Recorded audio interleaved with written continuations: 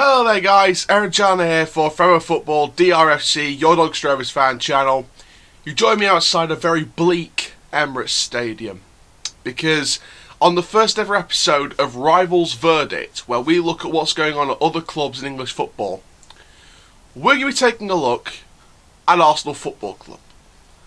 The team that died a death last night. For the first time in a quarter of a century, they are out of European football entirely. They can't get in. They can't. And they're out of the Europa League now as well. Arsenal Football Club. Where the hell have they fallen to? Where have they fallen? They've just gone under. And there's a combination of things you've got to look at, which we'll discuss in this video. Stan Kroenke, the players, the manager, the running of the club, how much people care at that club, and we have to look at everything. We have to have a look at everything. So first of all, my first focus in this part of the video is on the manager, Mikel Arteta. I'm not angry at Arteta. Now, before you say anything, hear me out. I'm not angry at Arteta. I feel sorry for him, and the reason why I feel sorry for him is because he's inexperienced. He's been thrown to the lion's den, and he was trying to make the best out of the situation. He's not exactly helping himself when he takes off Aubameyang last night and brings on Willian and then puts Willian to right back in added time. Who does that? But I feel sorry for him because he tries to do things to help himself, and most of the time it just doesn't happen. So, yeah, I think he's in an impossible situation. In the press conference after the match, he did say he feels like his job is under threat now. But the reports coming out yesterday saying that Kroenke's going to give him more money to spend. First of all, that's a lie because Kroenke doesn't even back a manager. And secondly, how much? Because what can you do in today's market, especially with Arsenal out of European football? This is Kroenke's chance to build Arsenal an average team. That is what he'll do with the money he gives him. He'll give Arteta £60 million, and all they'll get is like 2 or 3 championship players. That's all they can get because they're not exactly the most attractive club right now. So, Kroenke, best thing he needs to do is sell up and get out. Sell up and go. Because you're not doing any good for football, you're not doing any good for European football, you're not doing any good for Arsenal. And, you know, rival fans, Spurs fans, West Ham fans, Chelsea fans, Liverpool fans, Man United fans, possibly take Chelsea out of it, because obviously their owner still spends and invests in the squad, and they still compete for titles. They're in the Champions League final. But Spurs fans, Liverpool, Man United, you know, West Ham as well. You know, put the rivalry aside now. Your owners are just as bad as the Kroenkes. Well, not as bad as the Kroenkes, but they're still bad. I mean, West Ham wouldn't be where... You know, the owners can't take credit for where West Ham are this season. David Moyes and the players do that. Spurs were in a mess. Mourinho has to take some responsibility for that one. He's gone to Roma now for next season. But ENIC, you know, what's going to happen there? Liverpool, owners don't care. United, owners don't care, despite them being in the Champions League and finishing top 2 next season, and could be 3 players away from challenging. You know, that doesn't exactly make everything alright with the Glazers, and I'll get on to Man United in a separate video along with other clubs. But Arsenal Football Club, man, they're in a mess, and the manager needs to change. The manager needs to change. And you know what? I said this on the Red Cannon stream last night. There's 2 managers that I think realistically Stan Kroenke will go for. And bearing in mind he will go for another yes man. And my picks were Graham Potter and Eddie Howe. Now, Graham Potter is an attacking manager. He is probably 1 or 2 goal scorers away from a strong Brighton team. I think Potter will stay at the Brighton project, because I think he's 1 or 2 goal scorers, or getting the goal scorers to 20 plus, away from Brighton really challenging in the top half. Because their attacking play is phenomenal. Eddie Howe, I think he may take the Celtic job. I'm not too sure what's happening on that front. But if not, then we'll see. Obviously there was rumours that Jason Tindall, I mean, he could be the assistant to Eddie Howe, but there was rumours, from people that, he could have took the Donny job, but I don't think that's going to happen. I don't believe that for a second. I don't think that's going to happen. So don't worry. Don't even look into that because it's not going to happen. But I don't know, man. Next focus is the players. The players are a major part of what's wrong with Arsenal Football Club right now. The players, like Hector Bellerin, like Granit Xhaka, like Rob Holding, like Pablo Mari, like Willian, Agent Willian, Spygate Willian, Ceballos, and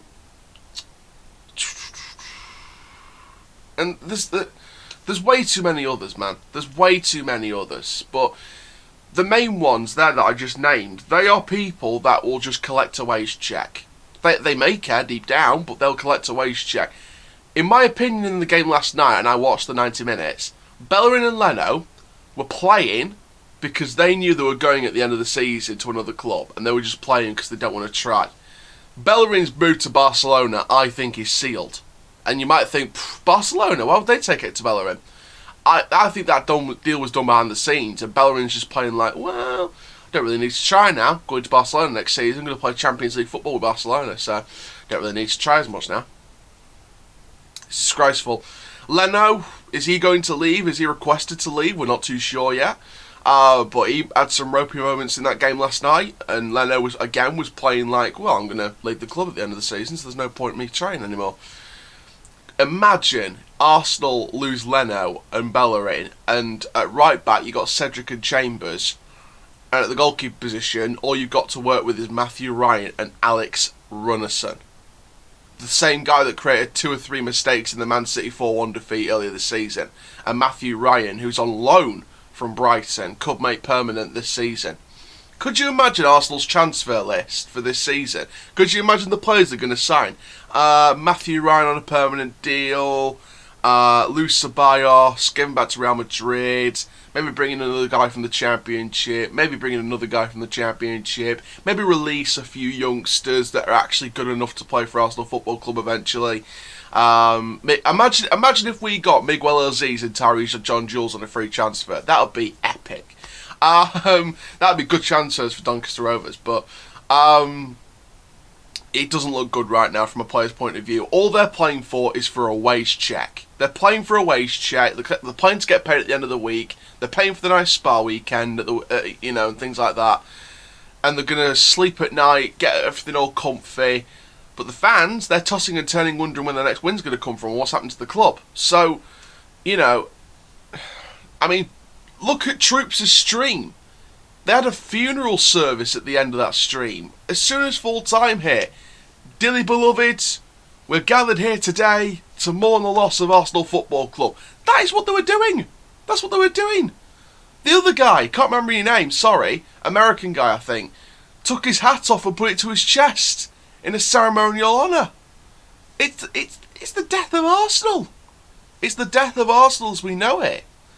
And Arsenal, under Arsene Wenger, and I'll bring this up, Arsenal under Arsene Wenger, they were constantly getting top 4 finishes, apart from the last year of his service, where they finished in the Europa League, well, the last 2 services, where he finished in the Europa League place.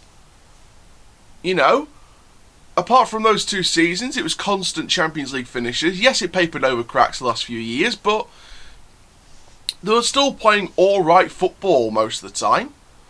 But Arsene Wenger, since he's left, it's gone downhill.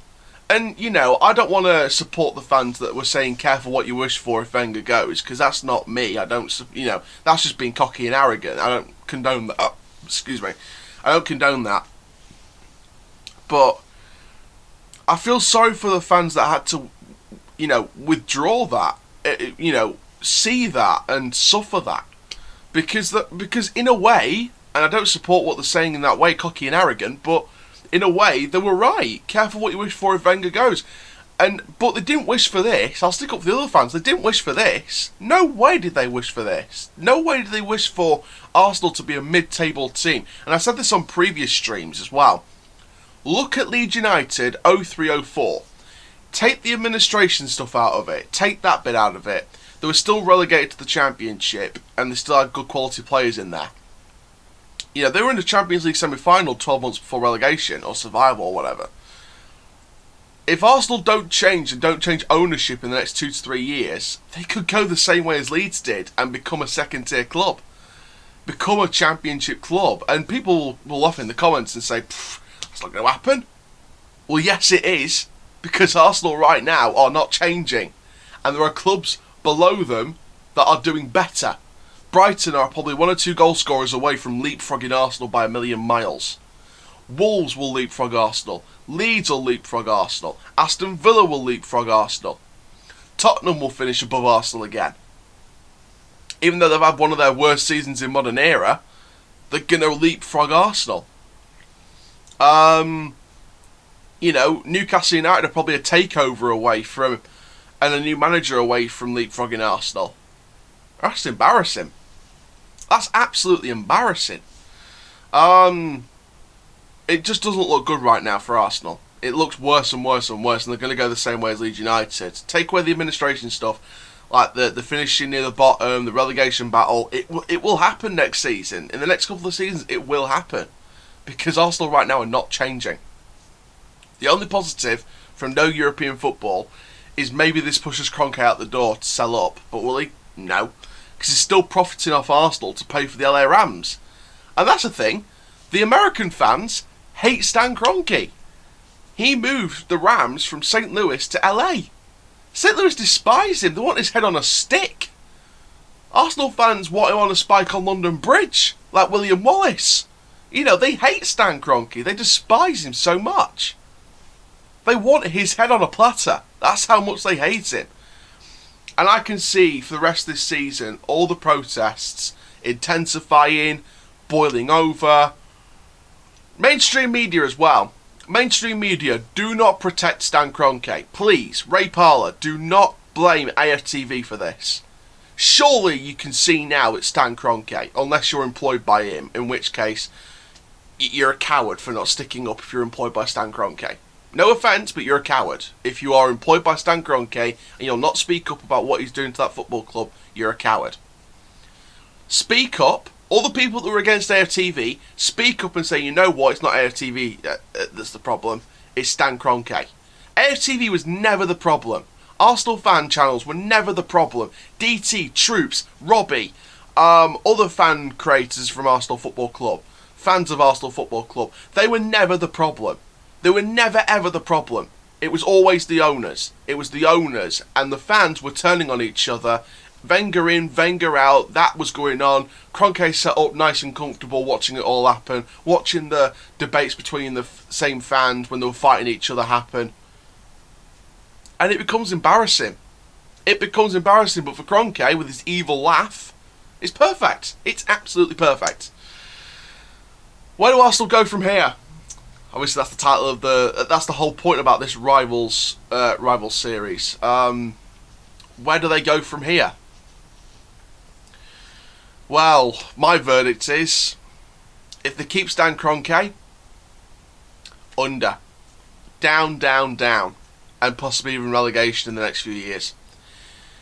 But my only saving grace and neutral to watch for Arsenal is the Daniel Ek bid. And am I not mistaken that Arsene Wenger is supporting this takeover as well? You got Henry, you got Vieira, you got Bergkamp, but don't Wenger want to have some kind of say in this takeover and be a part of this takeover? If so, that speaks volume that Wenger wants to be a part of this takeover. Daniel Ek, my message to him now is talk the talk, but now you need to walk the walk. You need to put action in place. Put the bid in. Don't wait till the next week. Put it in as soon as you can, because the sooner you put it in and the more appetising you make the offer, the quicker the owners will go from Arsenal. And I feel like Arsenal right now are in a mess and they need to be brought out of it, because if not, they're going to dig themselves into a hole they can never get out of. And you know what? I was kind of surprised that the Arsenal fans didn't do what Man United did when Glazer took over United back in 2005. And that start a Phoenix club, like an AFC Arsenal or something like that, or a London Reds, or something like that. I would like to see Arsenal fans that hate this Kroenke ownership if it's staying start a Phoenix club next season. If you need anyone to help manage, I'll step in. Why not? I might not be an Arsenal fan, but I'll step in because I love football. I love grassroots. I love it. But like some kind of Phoenix club just to go aside from the Kroenke stuff, because the sooner you boycott games while he's still in charge, the better, and the more chance he'll go. Because boycotts from games speaks money. Not watching games online and just looking at updates on SofaScore speaks money. Go for the sponsors. Do what United have done. United fans, go for the sponsors. Because that will hurt them the most as well. But on the pitch, the players need to improve. The players need to go or they need to improve. Like Saka and Smith Rowe, for the sake of your careers, if Arsenal can't win anything in the next couple of years, I could see Saka and Smith Rowe going. I think this summer Saka and Smith Rowe will go. That's a statement, not a question or a inquiry or a prediction. That's a statement. I think Bukayo Saka and Emile Smith Rowe will go in the summer because Arsenal are not in Europe, and those two players right there are just a couple of players out of a few of them that need to play for a better club. Martinelli, for the sake of your career, leave Arsenal Football Club. Aubameyang needs to go. Not for the fact that he's poor, but I feel like Aubameyang just needs to go to a better club. Same with Lacazette. Same with Thomas Partey. Same with Kieran Tierney, even though he played poorly, last night. Same with Pepe. John Jules, come back to us permanently if you don't want to go back to Arsenal. Balogun might have signed a new deal, but I want him to go out somewhere on loan just to get away from Arsenal's camp a bit more. There's so many players that need to go for the right reasons, but there's so many players that need to go for the wrong reasons. I know you spoke on the game last night, but you look at the highlights of that. You look at Bellerin, couldn't even make a cross. Pepe passed it straight into a Villarreal player in the first half when he had two men around him and he had Smith Rowe available at the side. Just too many mistakes on the pitch, and they need to go somewhere, otherwise they're going nothing but down, down, down, down, down. But there we go, guys. Thank you very, very much for watching the first episode of the DRFC Rivals Verdict. This is going to be a series we do all over the summer, looking at Premier League clubs, Championship clubs, League 1, League 2 clubs, looking at, where do I think they'll go, and we'll look back on it maybe in 5 years' time and see what we do. But there we go, guys. Thank you very, very much. My name's Owen Chandler from Forever Football, DRFC. Keep living the Rovers life, and that, my friends, full time. Rovers till I die. Good luck, Arsenal fans. You're going to need it.